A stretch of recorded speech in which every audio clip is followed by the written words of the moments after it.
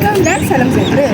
Saya Wasilah Brandly binti Abdullah, murid Dekatan 3 Sekolah Menengah Kebangsaan Rahmat, ingin membentangkan satu tayangan bertajuk penggunaan AI dalam kalangan murid sekolah. Garis panduan ini bertujuan untuk memastikan kalangan murid menggunakan AI secara selamat, beretika dan berkesan. Kami percaya kita memerlukan kerjasama dari pelbagai pihak untuk melakukan cadangan ini. Apakah hubung kait antara garis panduan penggunaan AI dan SDG ni? Mari saya terangkan. Antaranya ialah SDG 4, iaitu pendidikan berkualiti. AI dapat memenuhi keperluan murid dan guru juga dapat mengenal pasti kelemahan murid dengan lebih awal.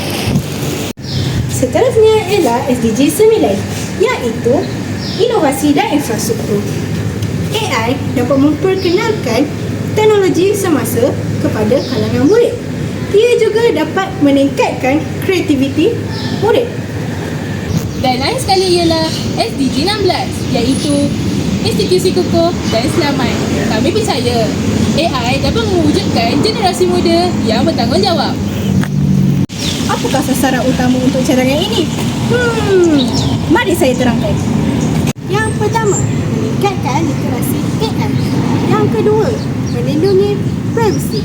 Dan yang ketiga, apa ya yang ketiga?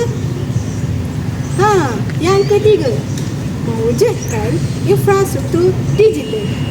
Ramai pihak percaya bahawa teknologi digital dapat mengubah masa depan seseorang murid dan ia juga telah disahkan oleh pihak tertentu. Apakah manfaat garis panduan ini? Mari saya terangkan. Yang pertama, murid akan lebih yakin menghadapi dunia digital. Yang kedua, guru akan lebih yakin untuk membimbing murid menggunakan teknologi terkini. Kesimpulannya, Kementerian Pendidikan Malaysia boleh mengeluarkan satu buku panduan nasional AI untuk murid sekolah.